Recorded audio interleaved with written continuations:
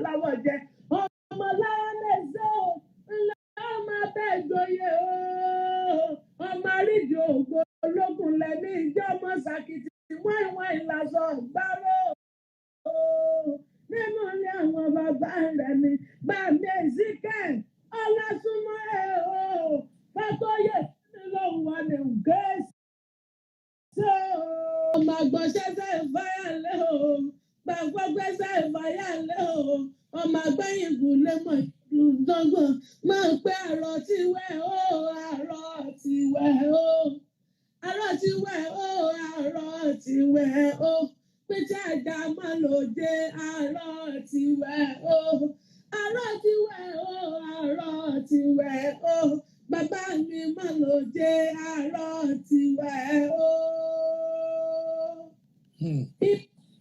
Kábíyèsí sá, mo tún júbà lẹ́ẹ̀kan sí o. Thank you. Mo júbà lẹ́ẹ̀kan sí. Mo júbà lẹ́ẹ̀kan sí. A lot of people watching us are not likely to know why I am giving him so much respect tonight. But by the time we are through, you would help me give him a standing ovation. There is a saying in Yoruba that the day that we are supposed to speak, we must say plenty. So tonight there is plenty on this program. Where do I start from?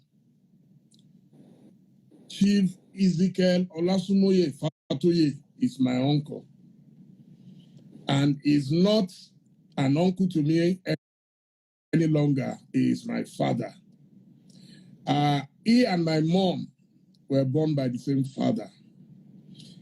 And it is difficult to find an uncle like Chief FATOYE.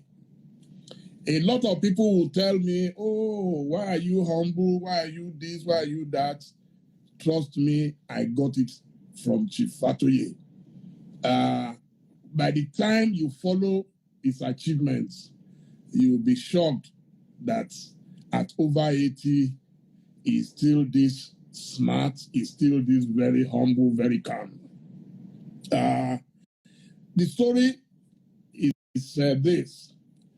In 1995, I was forced out of Nigeria by the government of General Sani Abacha. Getting to London, I didn't know what to do. You know, we were hoping against hope that Nigeria would get better, the general will calm down and allow us to go back home. I never planned to live abroad. At any rate, after a few months, I went to see my cousin, who happens to be Chief's son, Segun Fatoye, now Pastor Segun EZEKIEL. And we were having dinner in his house. Then he called me aside.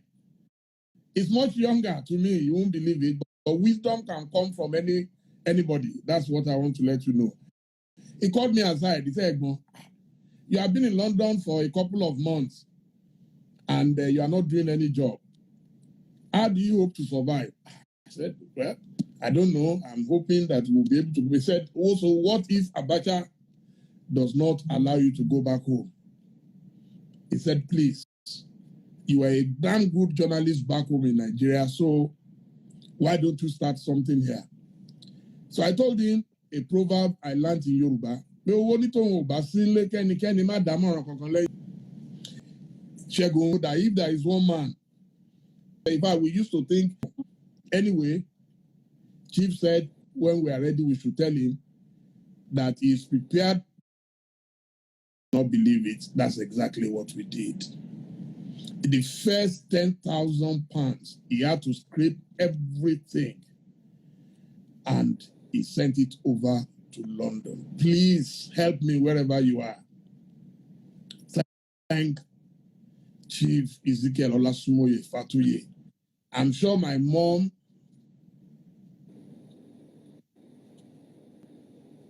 It's okay.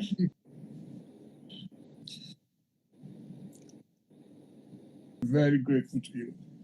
we'll go to the end, how life was at the time you were born in Bogon, Olufi. I want to say to the Oba of Bogo, but a farmer, I believe is a polygamous father. He had 7 wives, but he had the last one, the 8th one, 2 years before he died in 1956. So he had many children older than was the 7th wife of my father. He's extremely generous. The generosity revolves. Everybody feels free in this house. Whether son, cousin, relation, no relation, eat together, and there's hardly any such a thing in our family. We have a house. It's a square house in those days. But that was quite interesting. And when we started school, Sheyi's father, we started on the same day in school. Because he was about 16 at the time we started. And my father said he wouldn't go to school because he doesn't believe in school anyway those days. Must go to school. He refused to keep us. We sat on floor. Abidi Orieni, they used to call it those days. That is a month. We were asked to go because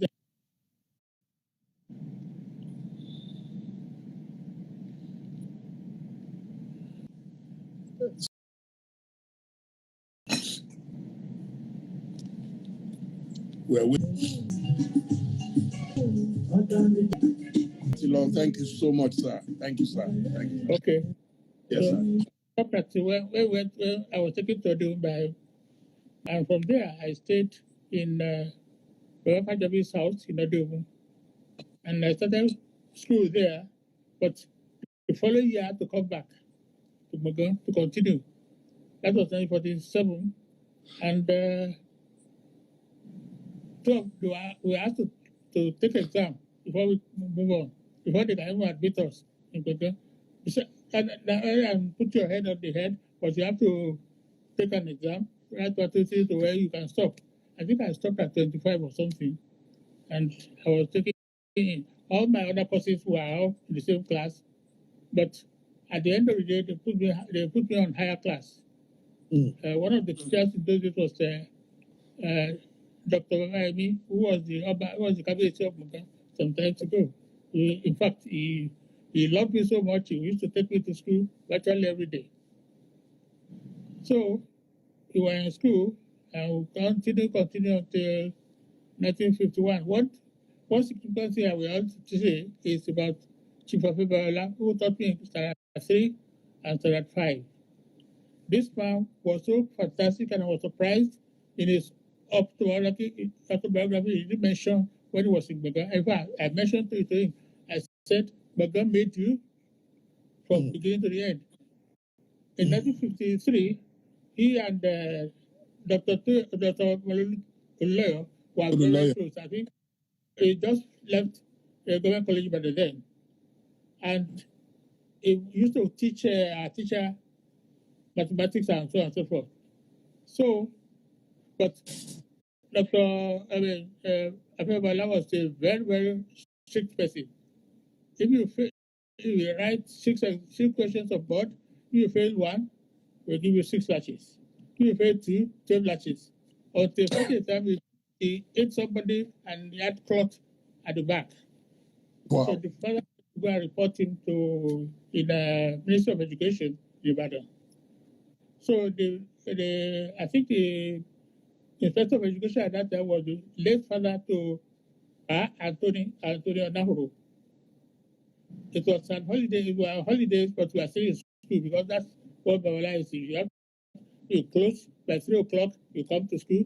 He asked a group of us that he was bringing up. If you come by 2 o'clock, you come back to school by 2:30, and then you start reading. In the morning, you are resumed by 6 o'clock in the morning, and before the school opens at 8 o'clock, you will have done some work. That is the type of discipline Afebala gave us, and his brother, late Marcus Afebala. Then he made us when the instructor came. Ola was teaching us in the school in the classroom. The instructor came straight to the classroom.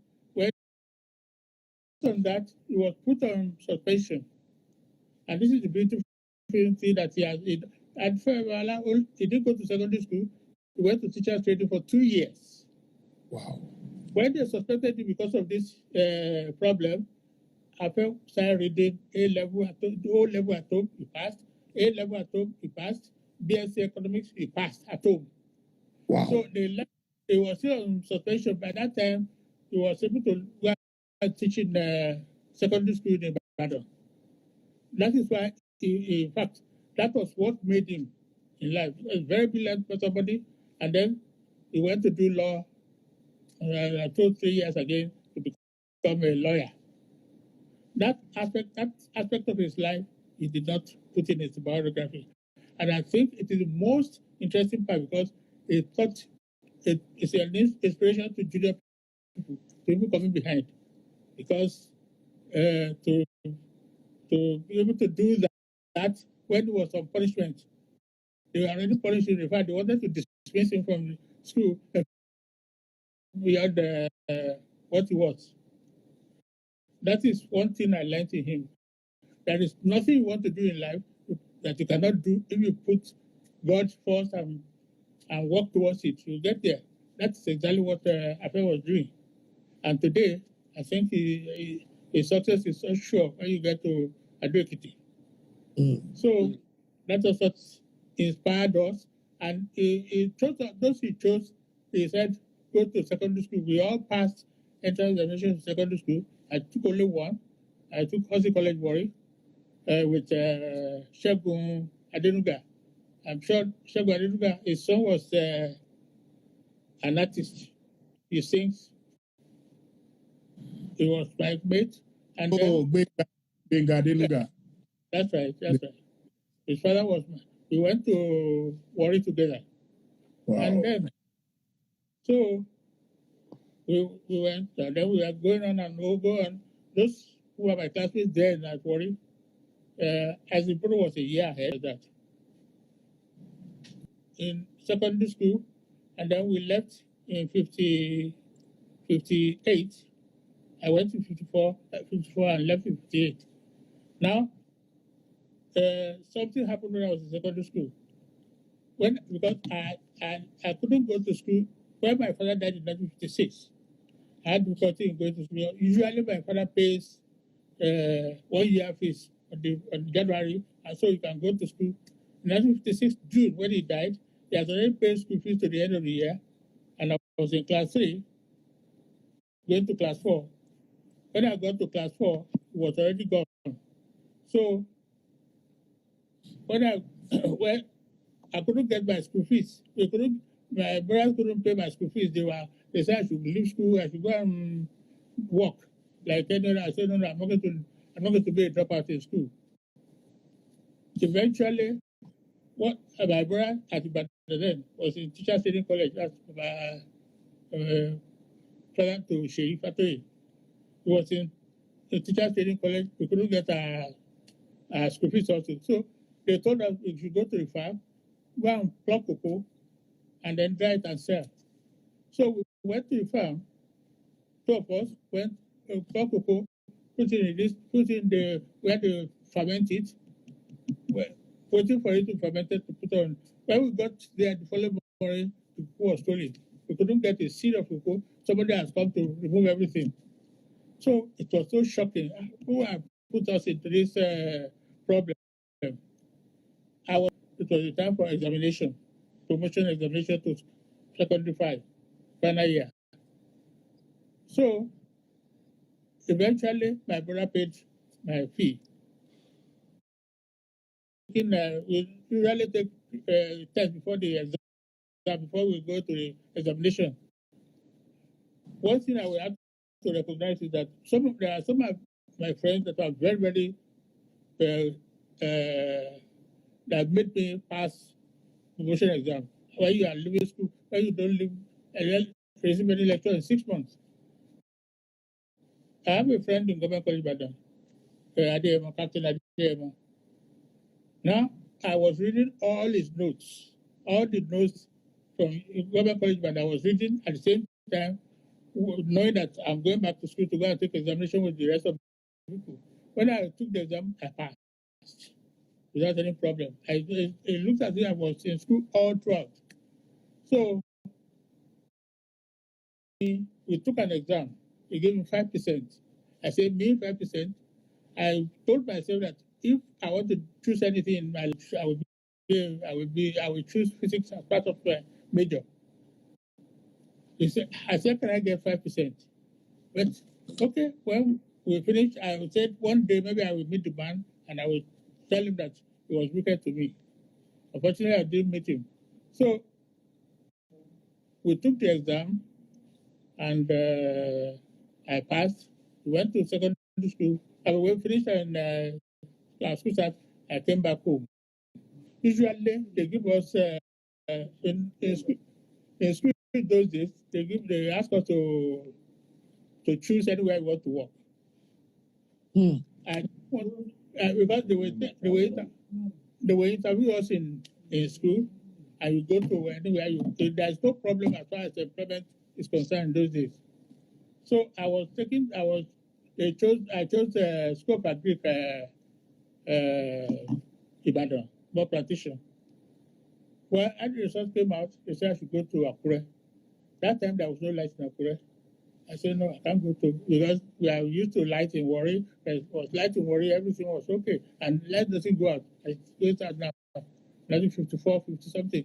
We always have light. So that was what happened to us at that time. Now, there was something very interesting when I was in class 5, which I nearly missed. That was, I have a friend who were classmates in school. They now happen to be father to Dayo, Shegun's wife. Wife. He was my classmate in secondary school. I remember when we were in class 5, the physician. I'm trying to remember the name of the physician who came to Warri then.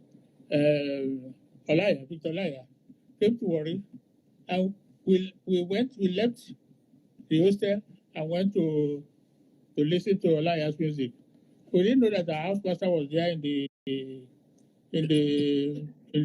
I saw us. Before we got out, he has gone to the hostel and we made roll call in the night. What we did was that we removed the bulb in our room, did as if somebody was asleep, put pillow as if somebody was still in bed there. So if you come and switch on the light, you think the light is on.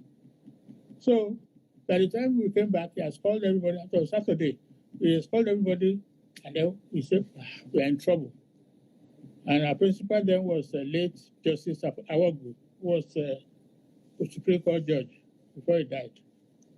Now, and then remember. I just adjust Ibiori, the headroom.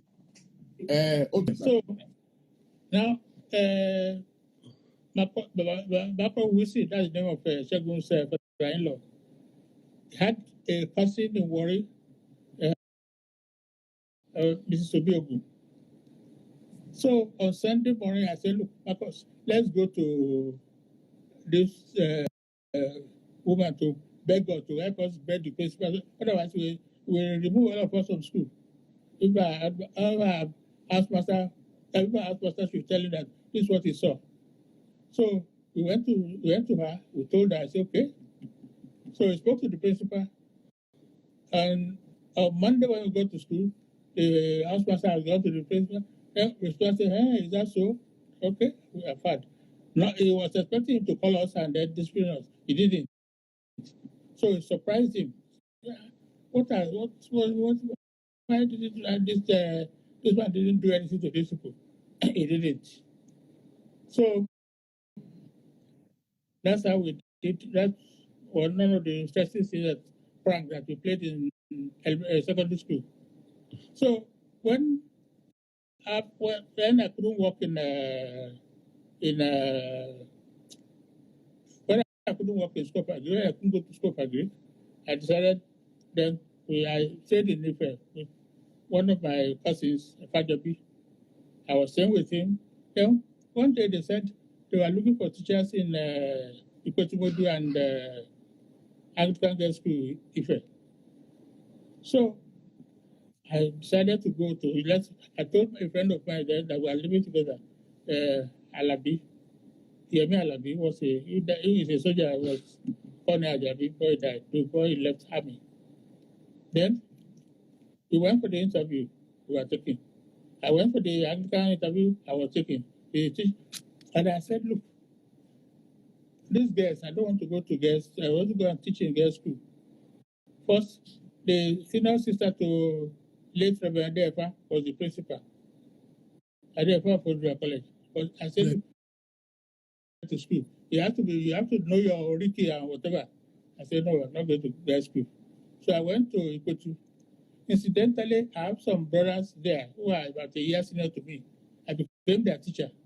We all grew up together, but I have a situation where, we were always eating together. When I became a teacher in the class now, it separated us. It created a barrier between us.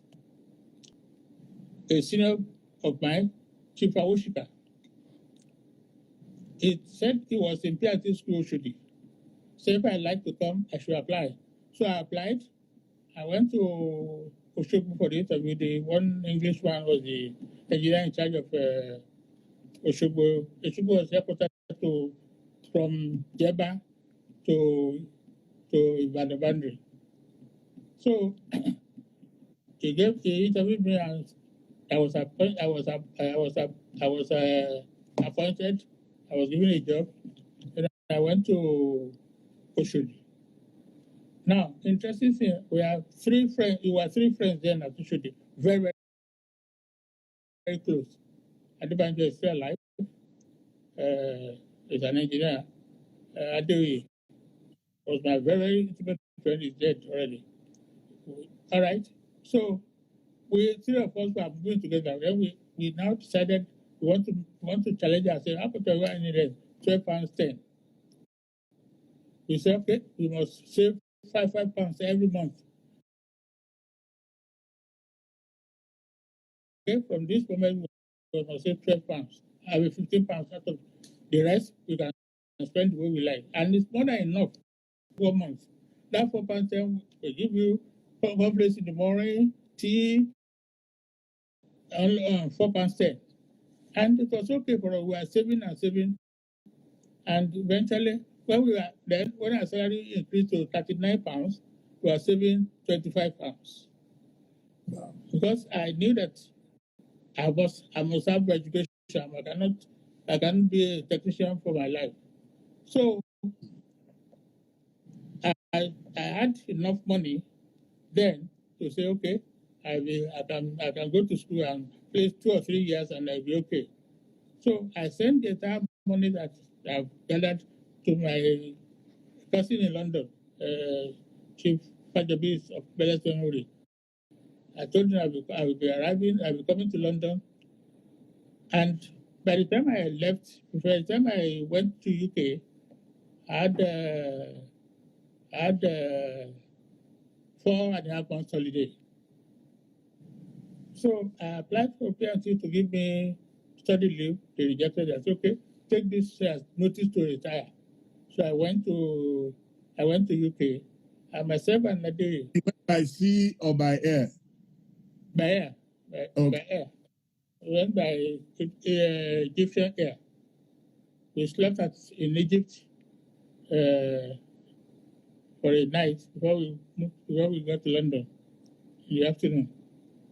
So it was quite interesting. And we moved to Bolton. Myself and Nadiri moved to Bolton. And we were coming together. Nobody was sending money to me or something, not even a penny from anywhere. The money I saved is for that. I paid school fees, so about £16 a year. I paid it in London. I mean, in Boston at that time. And then gradually, I got, we finished in 56.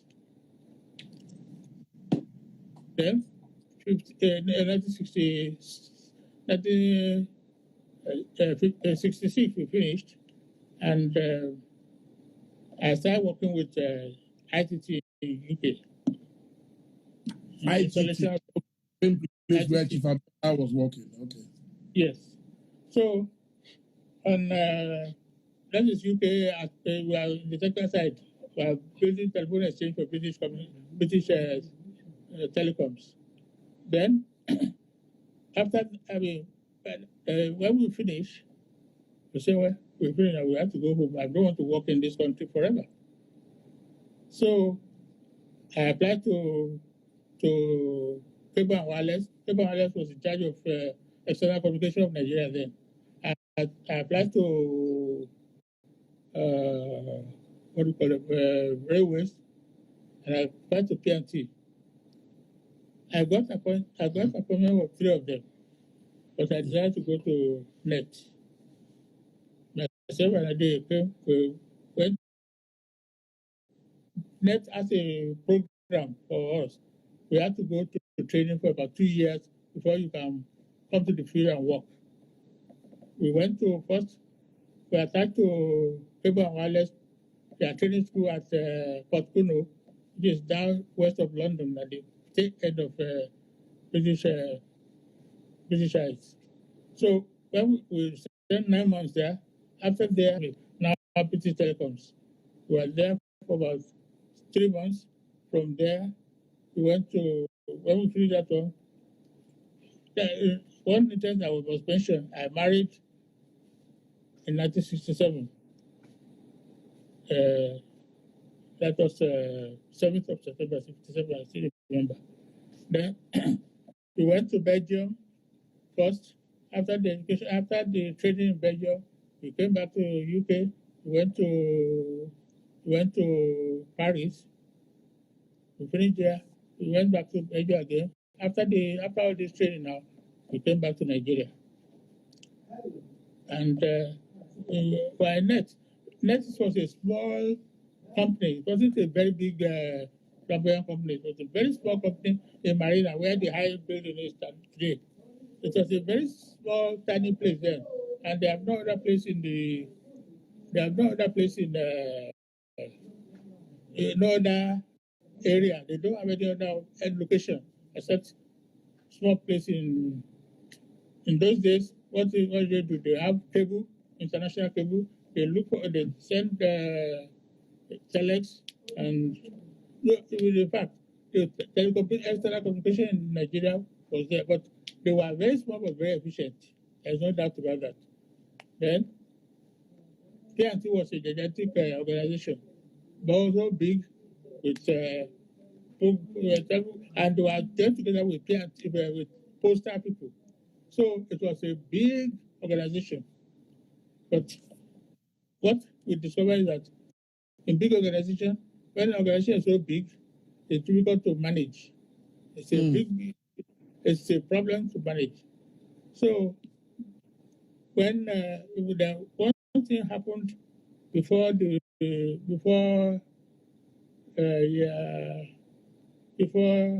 Murtala came in 1976, February. Murtala Mohammed. Yes. He was commissioner for communication when I met him. Our general manager in those days was Mr. Afner. He's of blessed memory too. Elderly person, he died at 97. Now, one day, and we were there sitting, they went to the bedroom with the director of telecoms of PNT was there, and Mr. Lasode. Then Mr. said something. He said he wants to buy an equipment that will provide transmission link across the country without repeater station using balloon, aerostar balloon. So, Mr. Atesa, I don't think you don't just order one. Mr. Lapua said, look, this is my budget. Are you going to tell me, are you teaching me how to do my job? So the old man just stopped. So we left. He said, look at this now. They ordered 10 balloons at once to cover the whole 10 country. without 10. even testing. It cost about $200 million at that time. When the other, not a single one flew. Wow. I remember in 19, because the Western telecoms in America was responsible. The man came, they said he should come and do lectures all over Nigeria to show how good the system is. He came to Ife. He lectured in Ife. He went to Amadu Bello in Zaria. He went there. He went to Enugu. He said, convincing students and lecturers that what is telling for us is okay. And we're in Ethiopia one time, and they called the director of telecom that was with us. Said, I understand that Belum is working in Tehran, that they should fly from there to Tehran to go and investigate whether the thing is working. When they got to Tehran, they told them that they are taking the company to court, that the thing is a rip-off. It's not working. Even where it was, where they mentioned it was working in the Bahamas, they said they did the experiment there. It never worked anywhere up to today. That system never worked. And all the ones we bought, we kept some in Ife side, we kept some in the east. Nobody did anything with it. In fact, the generator was stolen by some people. They just carried the generator away. 250 kVA. Over $200 million down the drain. Down the drain in those days. So that was one thing. Eventually, I'm just taking it from that stage to where that was the interesting part of the. You say that was the beginning of the rot in our telecoms. That is true. That was the beginning, but that is not just the only beginning. Our problem, I remember before we got married to PNT, Nitel has got Net has got international exchange. We've got satellite station in Lalate. So those things were working. But the British telecom people say, they don't accept, they will not accept international direct dialing from Nigeria. Why? Oh, wow. Because they say they cannot attend. I say, okay, let us go around and see where the problem is. You come to us here, you come to where the problem was. So we went. When we got to Nigeria, they came, they saw some problem we had. We surely had some problem. We saw it. So when we got to London, the far end terminal, which is the terminal before it comes to the operators downtown, I found that it was better. So when we got to the operator side now, I said, let us call. The operator said, I cannot make my call. My finger. I told the operator, stand up, let me listen. I tried, I couldn't get through. So I told the director of British Telecoms that was with us. I said, let me see where the operator equipment is. When I got there, I found that it was in the complete mess in London. They will ever apologize to us. They said, okay, go ahead, introduce international working. And that gave us about 300% increase in one day. Within a week, we were able to make as much money that we will have made a year if we have not introduced direct dialing. So that was the beginning. But then I can tell you that Nitel was doing very well. Then Net was doing very well. Then they say, okay, the question now is, they want to match when this time now. General Buhari was the head of state. He has come 1984. Then he said, we want to merge PNT with NET. There's no need to have one company running national, other company running. He was part of the team that was going to study the difficulty that we are going to face if we marry the two together. The first difficulty was in staff. PNT had 1,000 staff. NET has maybe about less than 1,000 staff at that time. From in Bakadudna, in Lagos, Enugu, and everywhere. We don't have more than 10,000. I mean, more than 1,000. So we are going to reduce this to 1 plus 32,000 people into 11,000. So we have to sack not less than 20,000 people. 20,000 people from one. Yes, that was a big problem. Okay. The minister there was Colonel Abdullahi. So we made recommendation to government that this is finding that they said, okay, we have to discharge these people. Eventually, they agree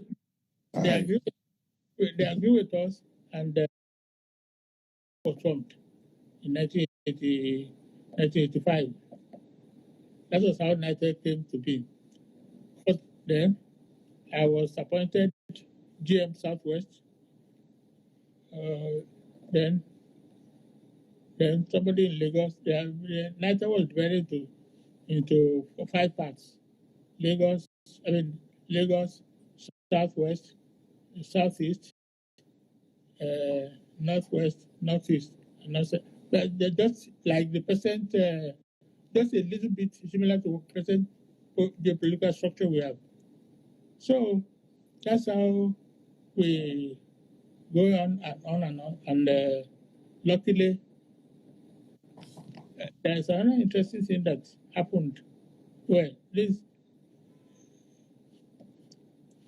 issue of ITT and NITEC.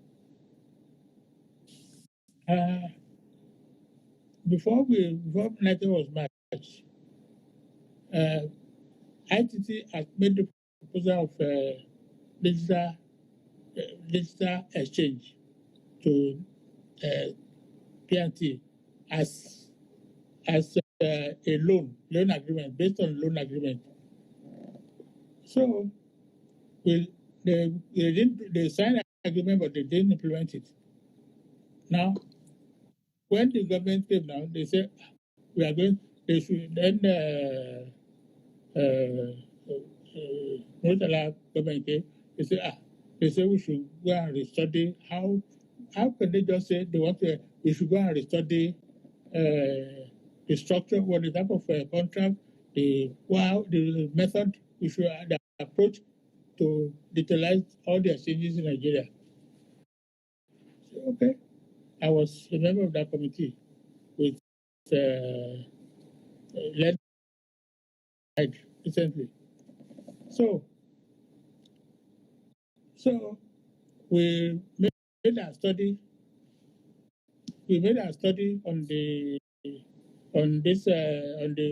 way to study to introduce this thing. Unfortunately, when government sets up an organization or grants a committee to make a report, they expect you to be telling them the way it is going, how it is going. Some places they want to tell you how to work to an answer. But the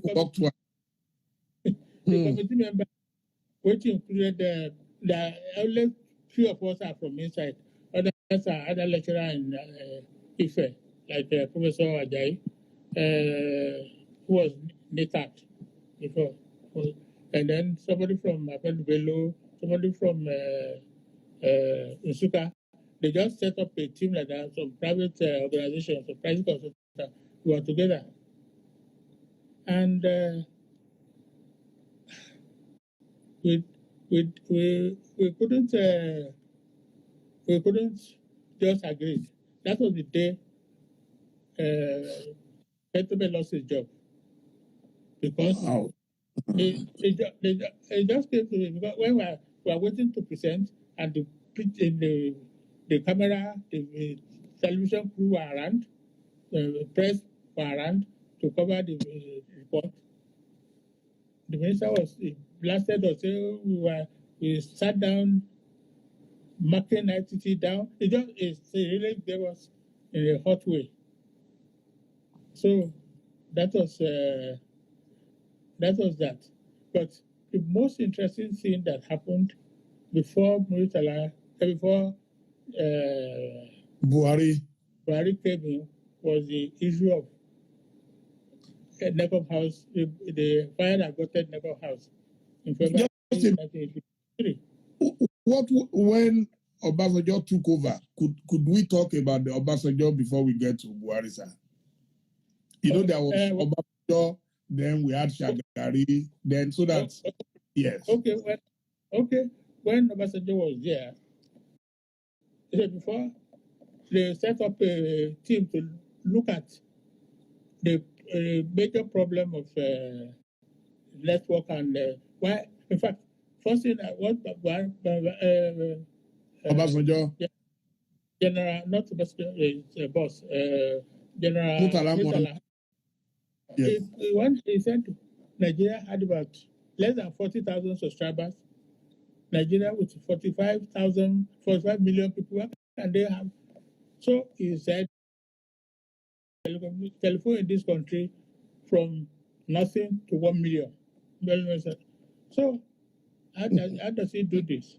They called in contractors, called in Ericsson, ITT, French lands within 18 months. Wow. They all said yes. Many of them said yes.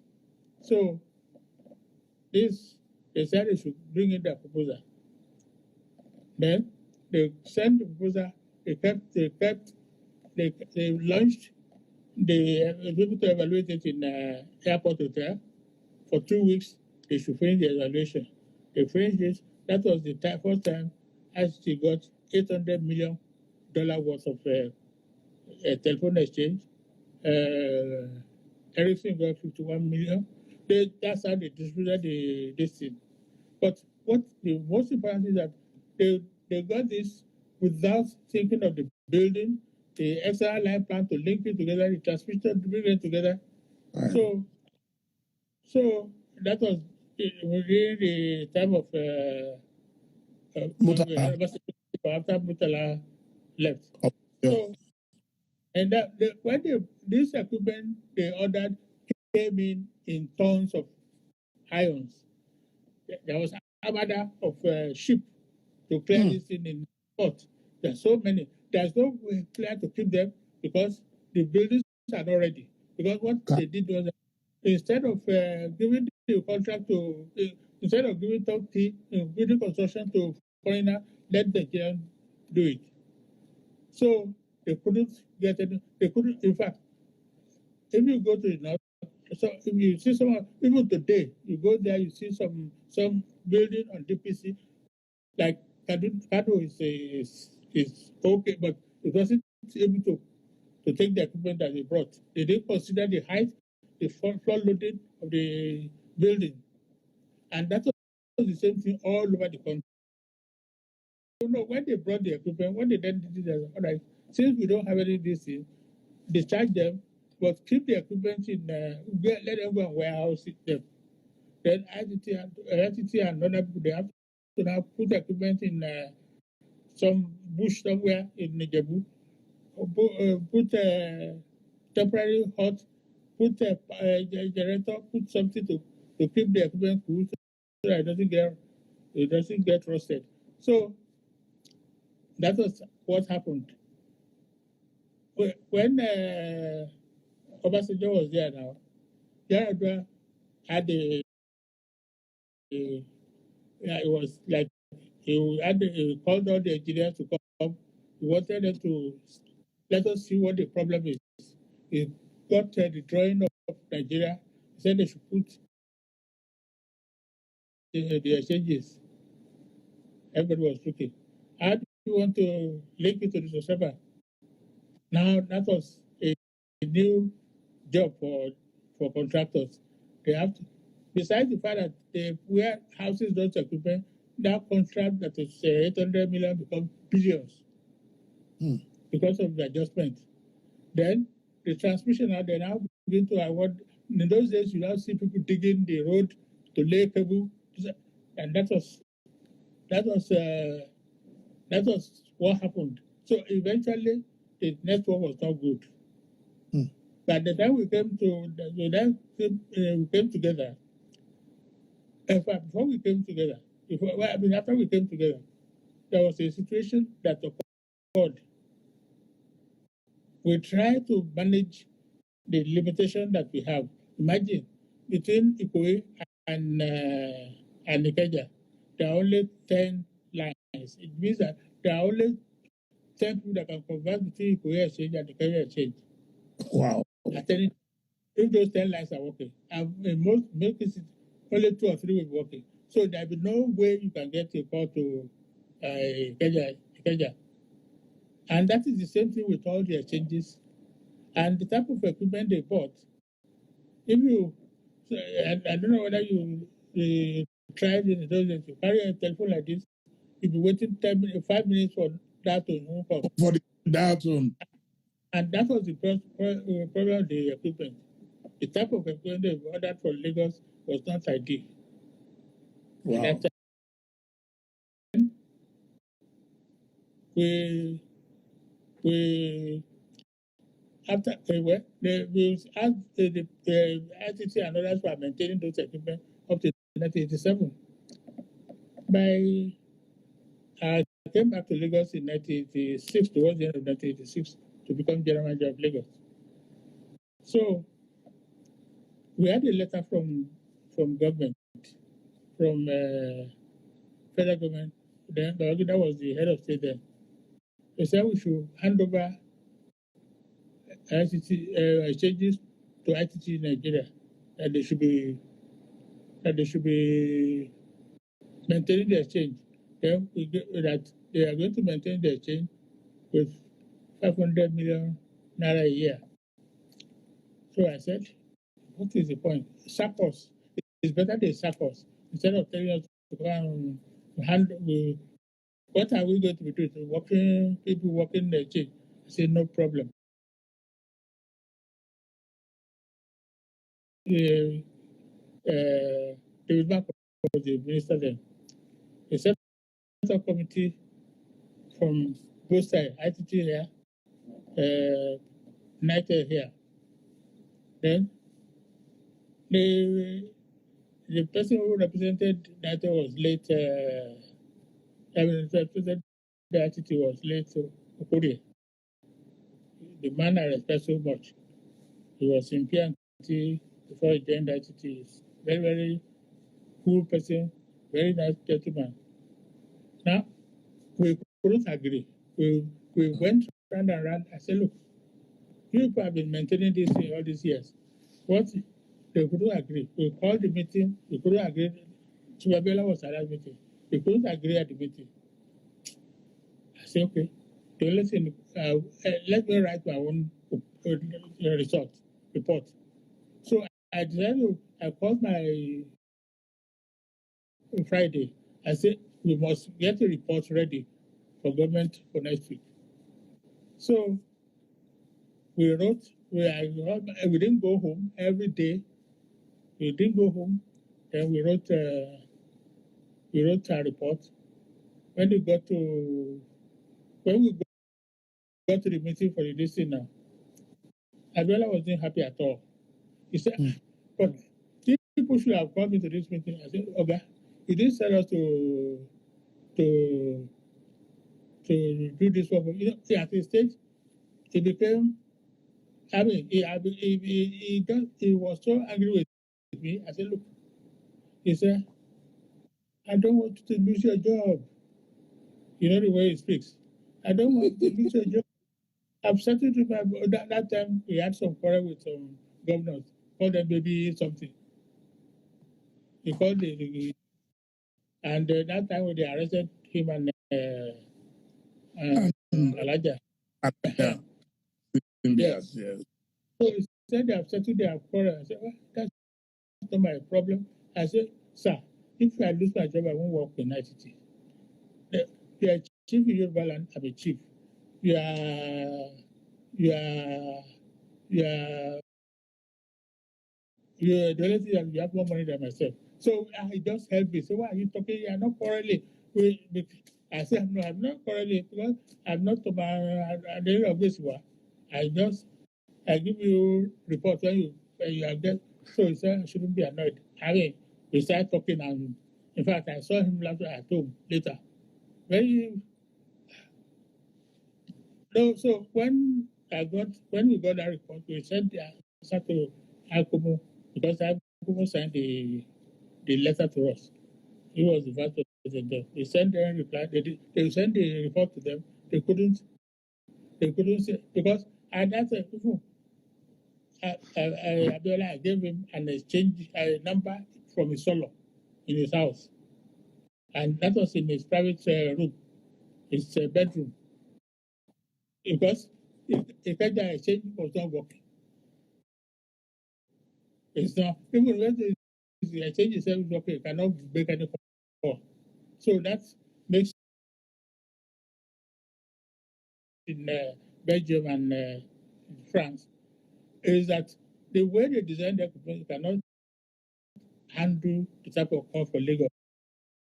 You can do it in Ibadan, you can put it in any other place if you work well, but not the high rate of it. Because by 8 o'clock in the morning, there is that.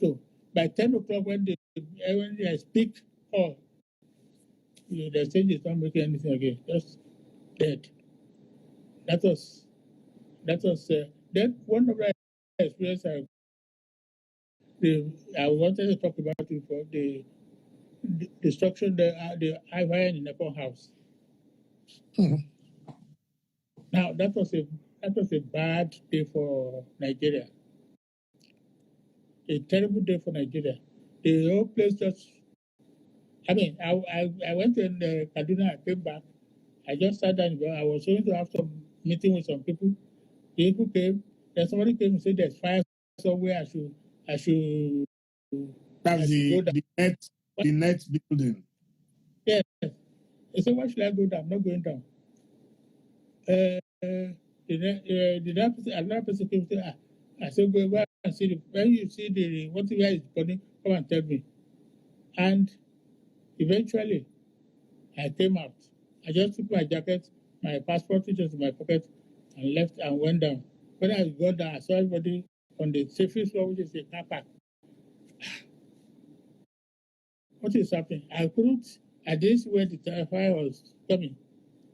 So eventually, everybody came down. I walked through the ramp with the car along the distance. I went up there again myself. I started going from floor to ask people to come down. Wow. Unfortunately, people are in that car park. Some people are trying to jump. Don't jump. There's a way. A pregnant woman, decided to jump. Wow. It was a very high sore because it just burst the stomach with the baby. It's unbelievable. And then that day, I couldn't go home. Yes. Now,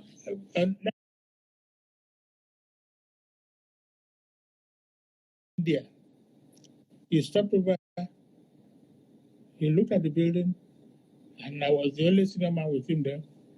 I said, look, sir, we are going to be in India. In the next 3 days, I will make sure that you got a call from Nigeria. That at least we are able to get telephone exchange working. So I didn't go home for 3 solid days, working, assessing what to do. When I got, see what in fact, some places have been destroyed by water. You want to fire water. everywhere was in a mess. Mm. So we worked until we were able to get the telephone exchange working again. So we made a call, promised to the president. We made a call to him, say, but there are some equipment that cannot be done, like telex exchange service. Everything got burnt. Even the billing system, our billing system got burnt. Everything it was horrible. But Sir, this fire in Nigeria, if sir. If I want to see money at that time, if I say the construction, the restoration, there's nothing the federal government could do. They couldn't. In fact, what I did was I know we need the radio room to the equipment downstairs. We need, if I say everything, but nobody's going to respect it. I called GC, I said I need so the director of telecom, Mr. Lonshora. I said we need to say they have the same battery in Enugu. Let me fly it to Lagos. We got that one, we got the cable, and we worked all night to make sure that everything worked. And that was how we were able to get the telephone system working without any cost. We didn't get any cost. The telecom that got bought that we now, so then that one gave us a problem. Siemens came to me to say, they can offer the exchange only on one condition. They give us 3 months, they can deliver in 3 months. All they have to do is we have to connect to. Cannot do this to Nigeria. How can you be monitoring all our international calls with you there? No way. So I was. We're back to Siemens now. In some areas, back to them. So, but what I wanted to ask, what do you think